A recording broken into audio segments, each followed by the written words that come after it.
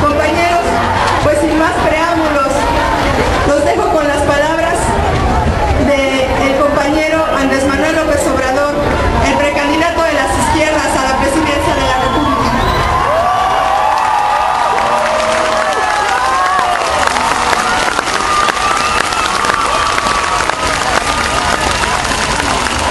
Amigas, amigos de Tláhuac,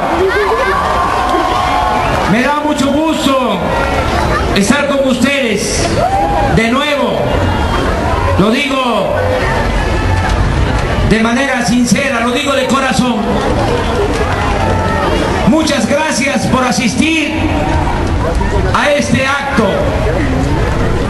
que es el inicio en el Distrito Federal de una nueva etapa de lucha para lograr la transformación de la vida pública de nuestro país.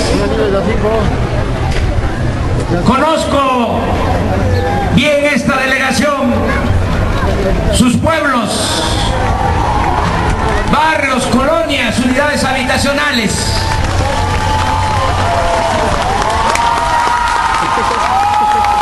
El centro de Tláhuac. Sé lo que ustedes representan: tradición, cultura, trabajo, bondad, mucha bondad, mucho amor. Por eso estoy contento de estar con ustedes. Esto fortalece para seguir adelante, para seguir luchando. Tenemos una encomienda, una gran tarea, todos los mexicanos. Tenemos que salvar a nuestro país, sacar a México del atolladero en que se encuentra, sacar a nuestro pueblo de la pobreza, del sufrimiento, de la marginación. Por eso estamos viviendo tiempos interesantes, definitorios. Tenemos que asumir plenamente nuestra responsabilidad. A nuestra generación le tocó enfrentar este desafío y tenemos que entregar buenas cuentas a las nuevas generaciones, a nuestros hijos, a nuestros nietos. Queremos transformar el país. Sabemos lo que está sucediendo, el por qué caímos en esta decadencia. Tenemos bien hecho el diagnóstico de los males que aquejan, que atormentan a nuestra nación. Esto que nos está pasando no es por el destino o por la fatalidad, no es por la mala suerte, no es porque México no tenga recursos naturales, riquezas. Nuestro país, a pesar de que lo han saqueado por siglos, tiene todavía muchos recursos naturales: minas de oro, de plata, de cobre, gas, petróleo, agua. Y el mejor recurso de México es su pueblo, bueno, noble. Un pueblo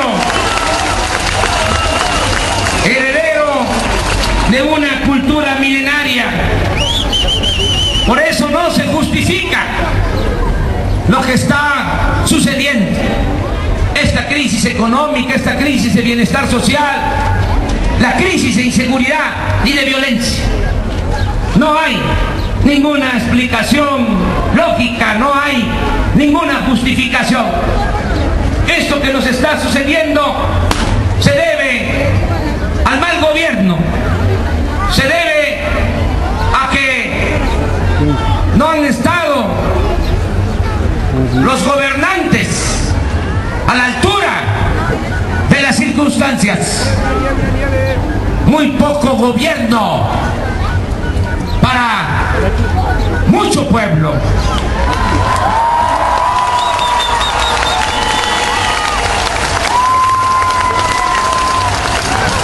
Por eso sabemos que sí se puede sacar adelante al país.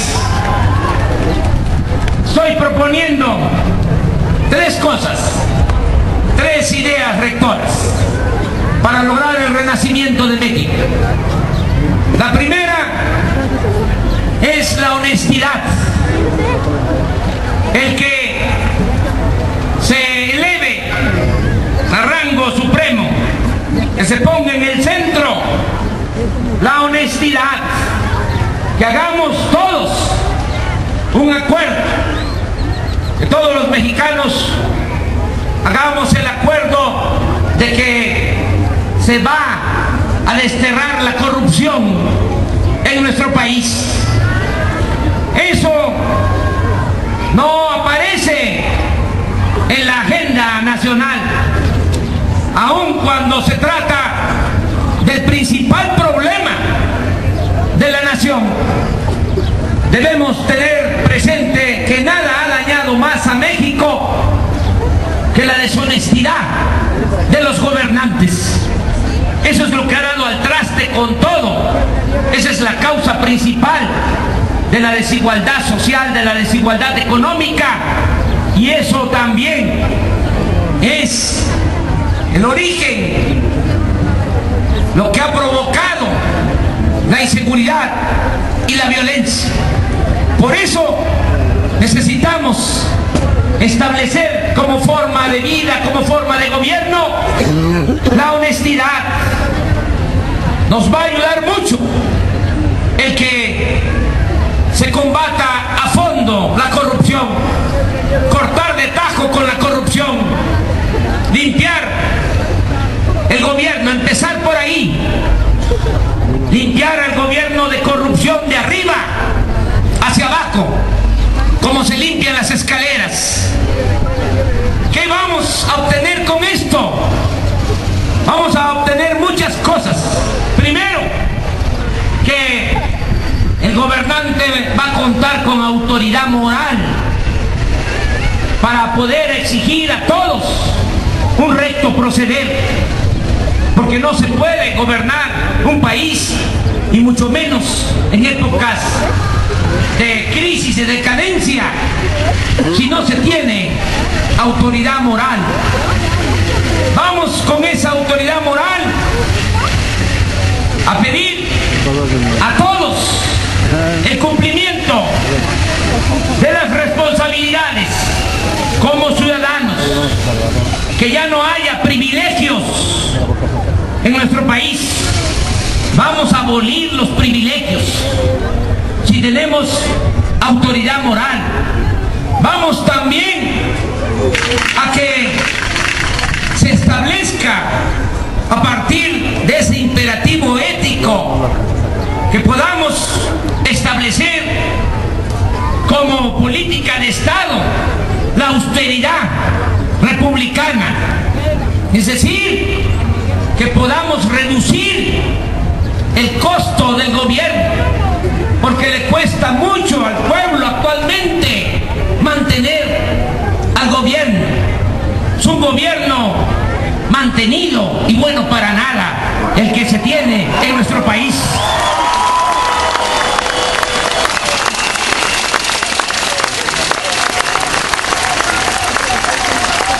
No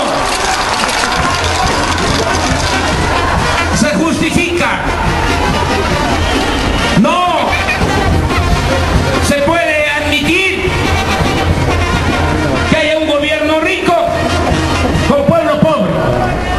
¿Quién mantiene el gobierno? El presupuesto público es dinero del pueblo. Solo tenemos que tener muy presente, presupuesto no es dinero del gobierno, no es dinero de los funcionarios. Los funcionarios son simplemente administradores de los dineros del pueblo y, por cierto, muy malos administradores. No es justo que los que están en los cargos públicos, me refiero a los de mero arriba, vivan colmados de atenciones y de privilegios, con sueldos hasta de 600,000 pesos mensuales. ¿Qué les pasa? Cuando millones de mexicanos no tienen ni siquiera para lo más indispensable. ¿Cuáles van a ser las decisiones que se van a tomar, las medidas que vamos a adoptar? Vamos a reducir a la mitad los sueldos de los altos funcionarios públicos.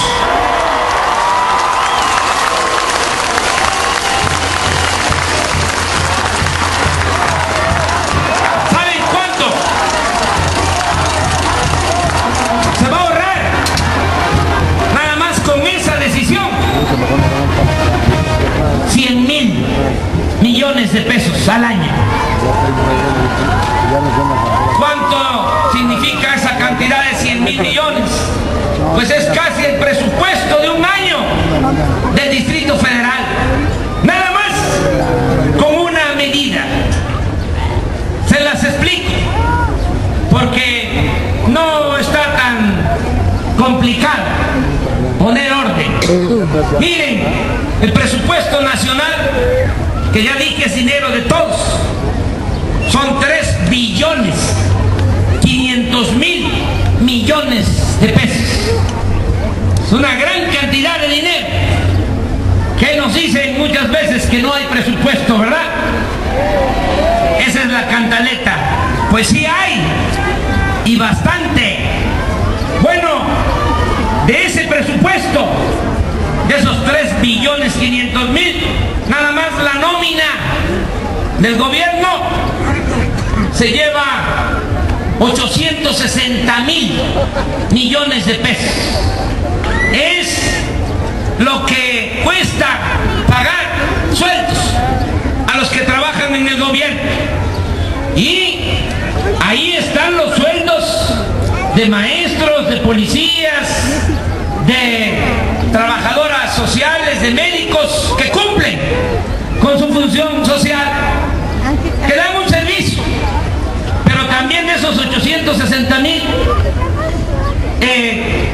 se alimenta a quienes están hasta arriba del gobierno, que son apenas, ¿saben cuánto significan los altos funcionarios públicos de todos los que trabajan en el gobierno?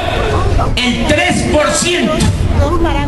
Pero ese 3% se lleva de la nómina 200,000 millones de pesos por los sueldos y por otras prestaciones y canonjías.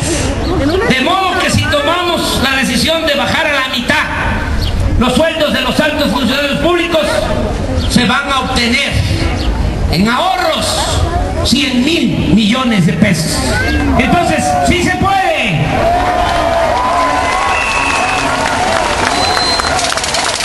Pero estamos hablando de una sola cosa.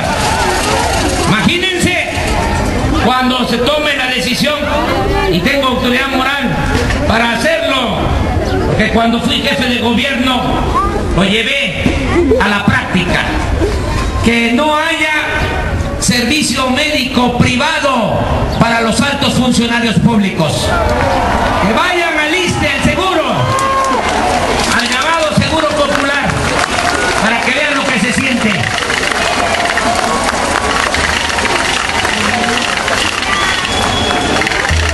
¿Saben cuánto significa pagar la atención médica privada a los altos funcionarios públicos? 6,000 millones de pesos al año. ¿Cuánto tiene el delegado de presupuesto Tláhuac? 1,000 millones.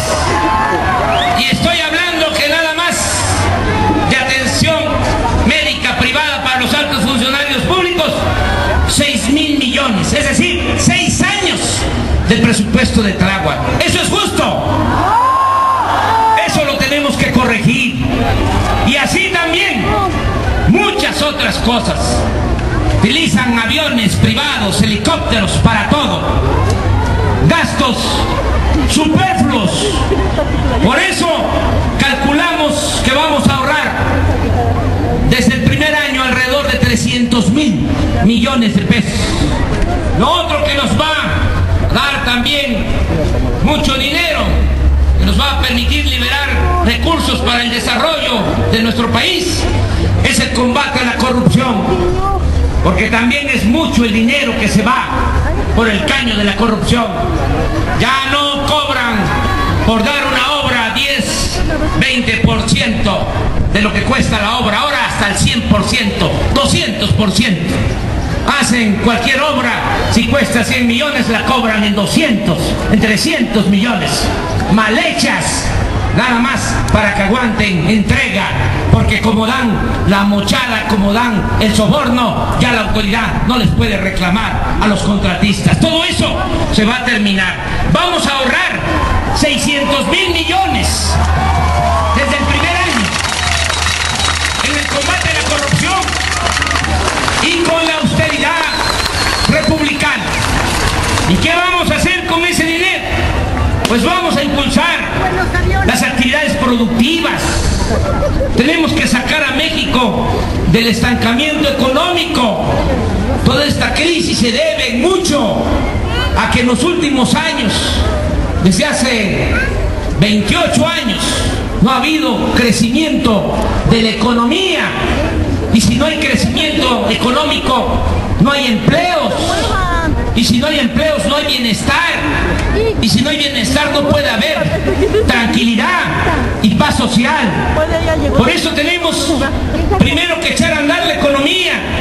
En estos 28 años, la tasa de crecimiento anual de la economía en nuestro país ha sido del 2.5%.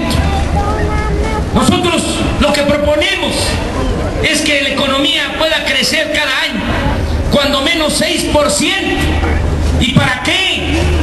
Para que se generen los empleos que se necesitan. Se necesita crear cada año 1.200.000 empleos. ¿Cuántos se han creado en los últimos 15 años? A razón de 500.000 empleos por año. Quiere decir que cada año 700.000 mexicanos han tenido nada más como opción, como alternativa, abandonar a sus familias, sus comunidades, sus pueblos para irse a buscar la vida del otro lado de la frontera.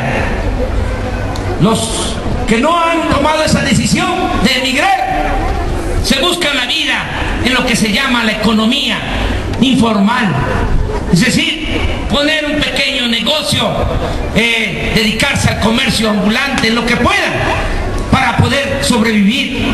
Y otros, y eso es lo más lamentable, han caído en las conductas antisociales.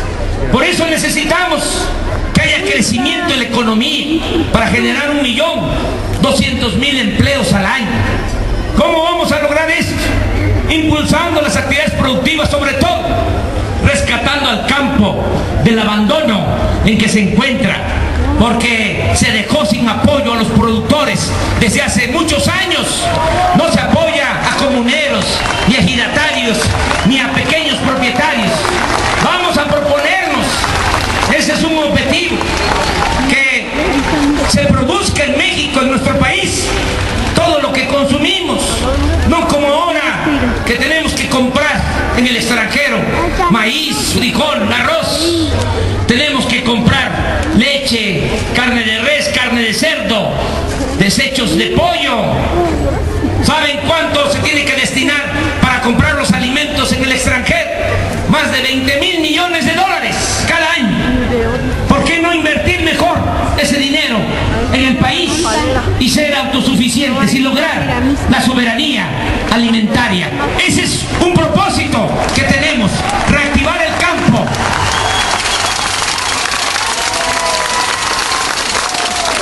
Apoyar también a la pequeña, a la mediana empresa.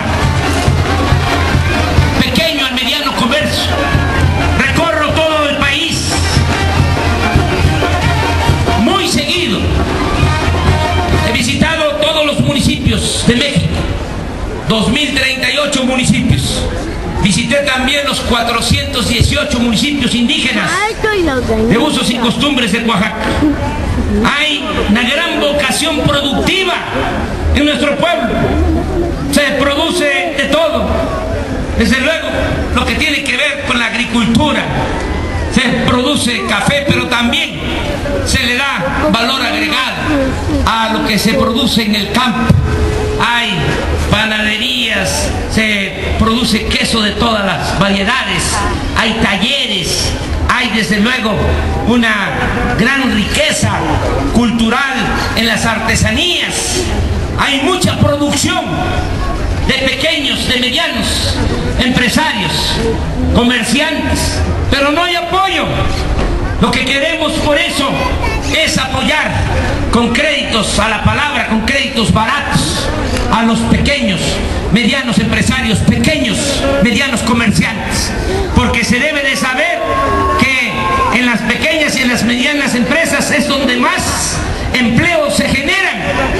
El 90% de los empleos en México los genera la pequeña y la mediana empresa, y no se tiene ningún apoyo. Al contrario, la pequeña, mediana empresa, pequeño, mediano comercio están acosados porque les cobran cada vez más impuestos o están creando impuestos nuevos.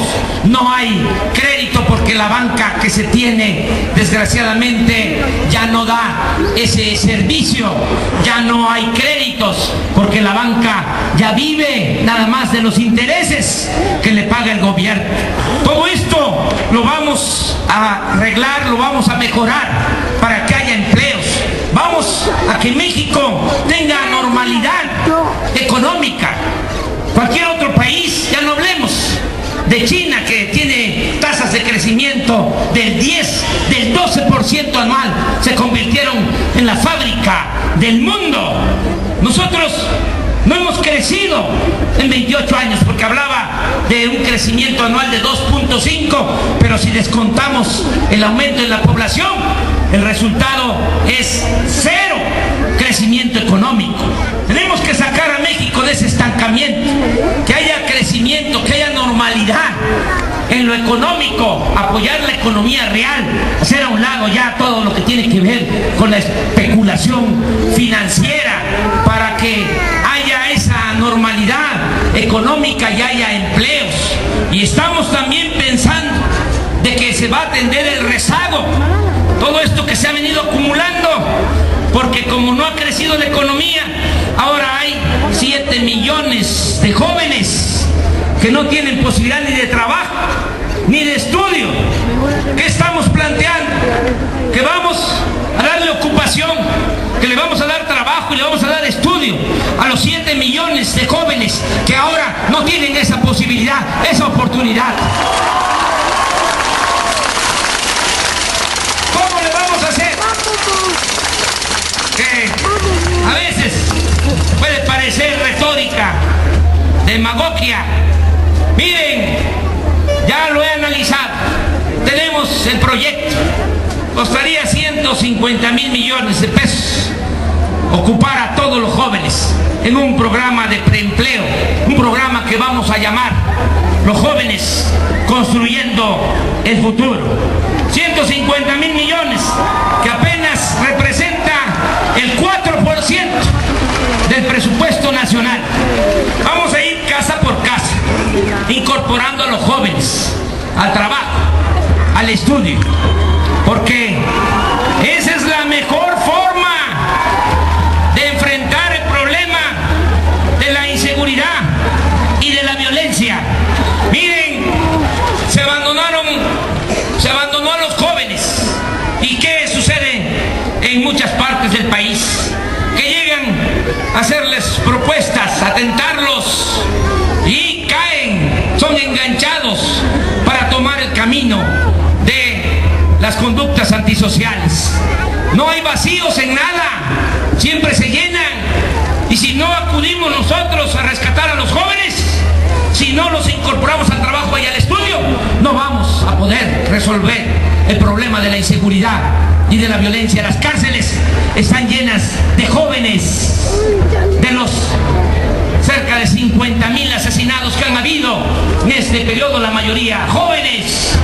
Por eso tenemos que atender de manera prioritaria a los jóvenes. Dicen, ¿en qué van a trabajar? Hay muchas cosas para ocupar a los jóvenes. Si queremos reactivar la economía, van a haber muchas actividades. Nada más en el sureste tenemos que plantar, tenemos que sembrar 1 millón de hectáreas de árboles maderables, no solo con propósitos de empleo y propósitos económicos, sino para mejorar nuestro medio ambiente, para hacer realmente un país con una ecología adecuada, con una ecología sana.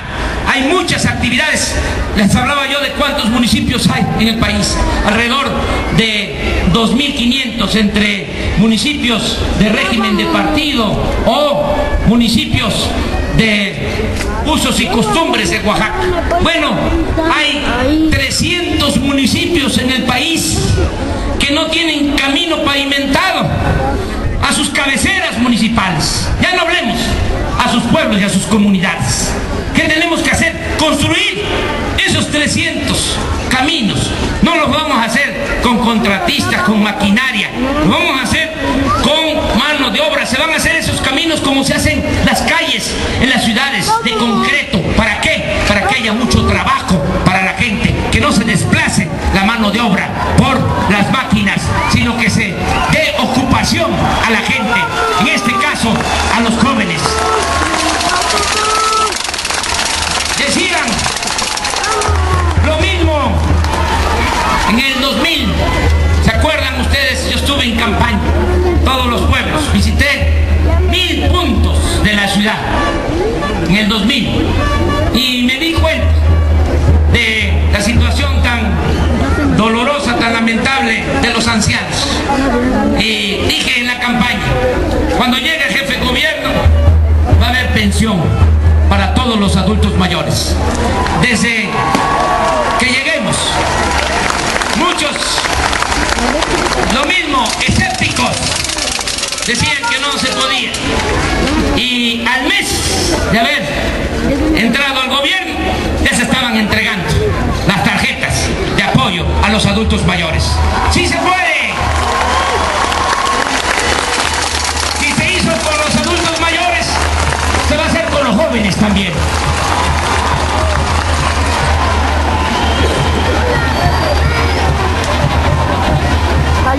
Así vamos a batir el rezago que tenemos. Y va a haber, desde luego, una política de desarrollo social. Va a continuar el programa de apoyo a adultos mayores y se va a extender a todo el país, porque ya se aplica por gestiones, por trámites de nuestros legisladores, del PRD, del PT, del Movimiento Ciudadano. Ya hay una partida para apoyar a adultos mayores del país. Se logró esto desde hace 4 años, pero no es igual que en el Distrito Federal, porque nada más les entregan 500 pesos mensuales, y es como lo dice el nombre del programa, a partir de los 70 años, y no es para todos, no es universal, nada más para quienes viven en poblaciones de menos de 20.000 habitantes. ¿Qué vamos a hacer? Pues va a ser universal, va a ser para todos, y mínimo se va a entregar lo que reciben aquí los adultos mayores en el Distrito Federal, la mitad de un salario mínimo a nivel nacional.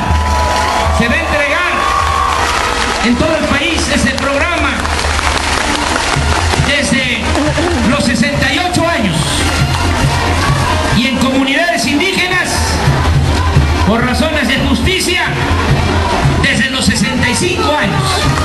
Va a haber apoyo para adultos mayores. Va a haber becas también para madres solteras. Muchas madres solteras que no tienen cómo salir adelante. Queremos que sus hijos no abandonen la escuela. Va a haber también pensión para todos los discapacitados pobres del país, que son millones abandonados sin ningún tipo de apoyo. va a hacer una realidad lo que establece la Constitución en cuanto a que la educación tiene que ser gratuita, de calidad y laica y para todos los mexicanos. Ahora no se cumple eso. Ustedes saben de que sí hay cobertura en el nivel básico, preescolar, primaria, secundaria. Ahí hay espacio en lo que es la educación pública.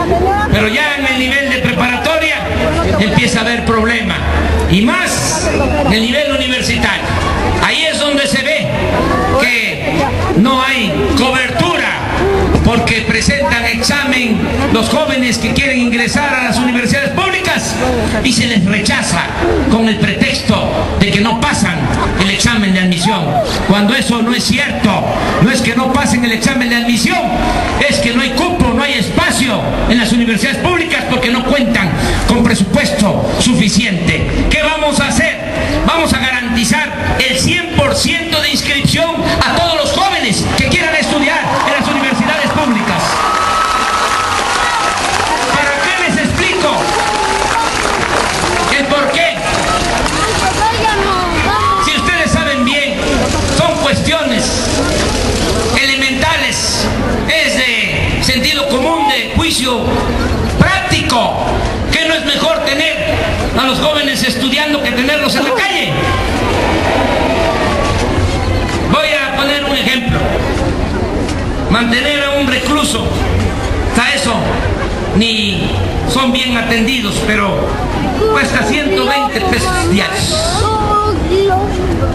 mantener. ¿Qué no es mejor tener a los jóvenes becados, estudiando?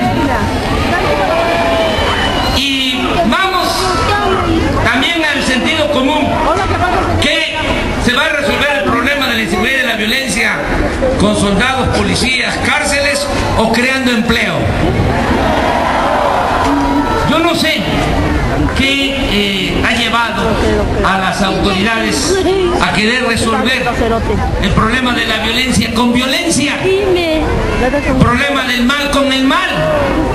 Es como querer apagar el fuego con el fuego. No, nosotros vamos a atender el problema de la inseguridad y de la violencia de otra forma, bajo un criterio de que la paz y la tranquilidad son frutos de la justicia. Si hay empleo, si hay bienestar, si se atiende a los jóvenes, vamos a serenar al país. Se los aseguro. ¿Por qué en el Distrito Federal es distinto que en el resto del país en estas circunstancias tan difíciles de inseguridad y de violencia? Porque aquí hay programas sociales. Aquí la mayoría de la gente recibe un apoyo. El que no tiene una pensión de adulto mayor, si que es un anciano respetable, pues tiene un ingreso.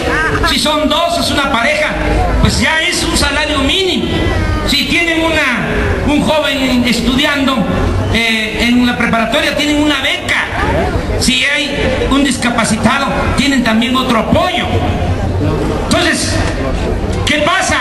Pues aquí se atienden las necesidades de la gente. Eso es una cosa. Y lo segundo, que también ayuda a que no haya tanta delincuencia en la ciudad con relación a lo que está pasando en otros estados, de que aquí la policía, con todo, es una policía controlada por el gobierno, no es una policía infiltrada por la delincuencia organizada. Que hay alrededor de 100.000 policías en las distintas corporaciones: la policía preventiva, la policía bancaria, la policía auxiliar, la policía ministerial.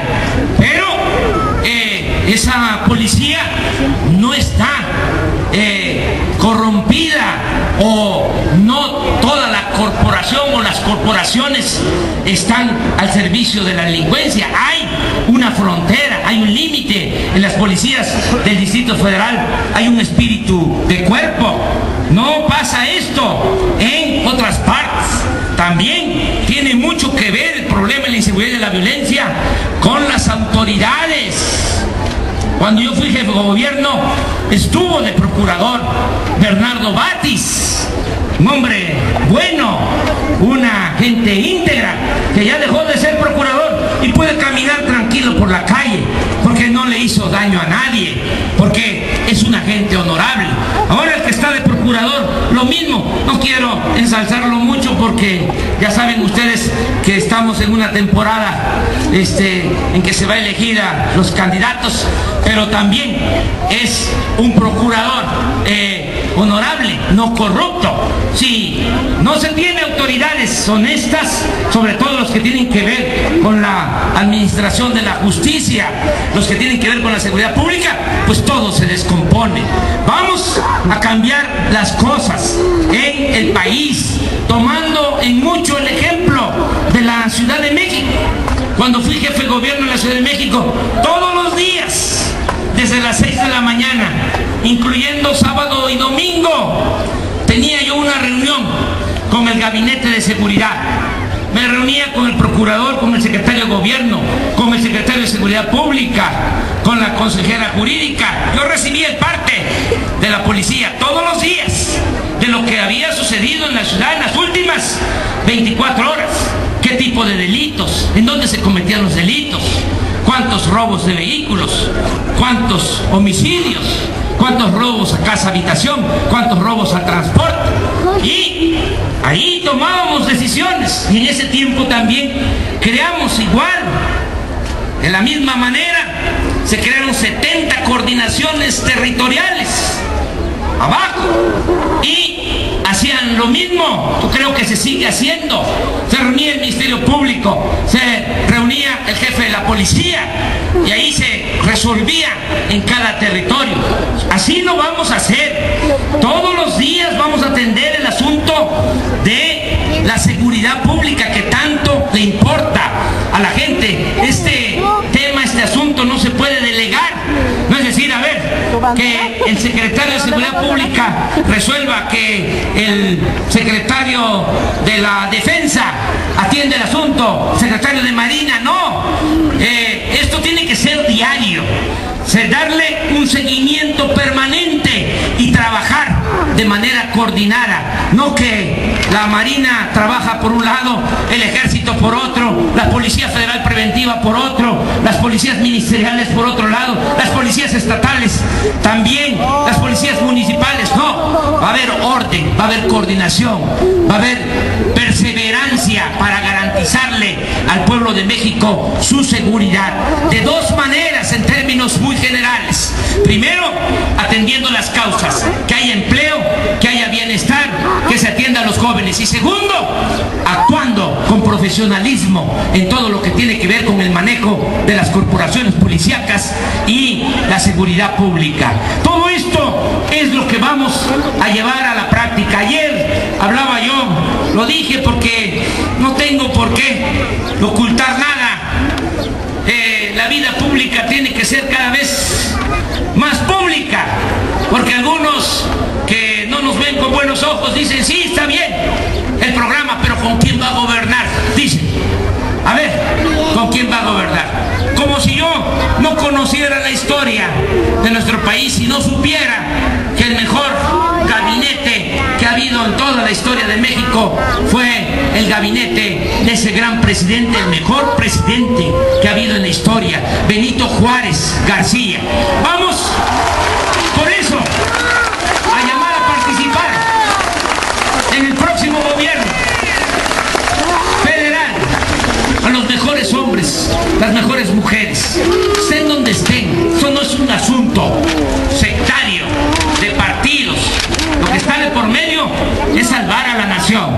Vamos a buscar a los mejores, a los más aptos, desde luego a la gente honesta y también a la gente sensible, a la gente que tenga compromiso con el pueblo y compromiso con la nación. Ayer dije de que voy a llamar a colaborar, los voy a invitar. Ya desde ayer yo creo que se enteraron. A ellos les va a tocar responderme, pero dije ayer de 3 hablé de 3. Primero, para secretario de gobierno, Marcelo Ebrard Casaubon.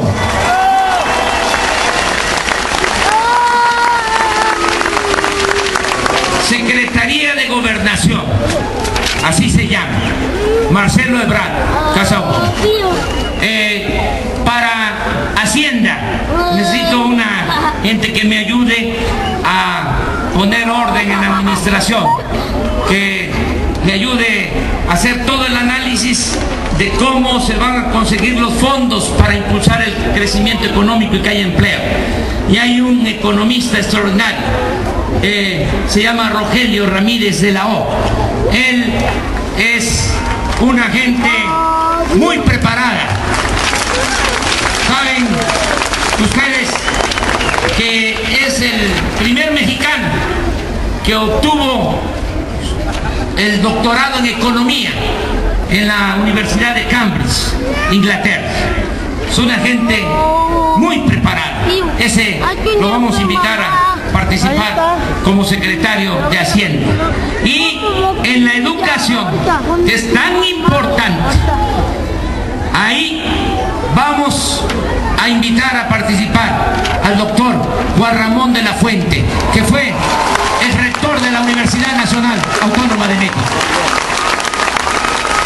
Y voy a estar, ando a conocer nombres, ando ahí pensando, cavilando cómo vamos a hacer las propuestas, pero poco a poco vamos a dar a conocer todos los nombres para que no solo se vote por el proyecto, que no solo se vote por el cambio, que no solo se vote por el candidato a la presidencia, sino también se vote por el gabinete, es decir, por las mujeres, los hombres que van a conducir todo el proceso de transformación de la vida pública de nuestro país.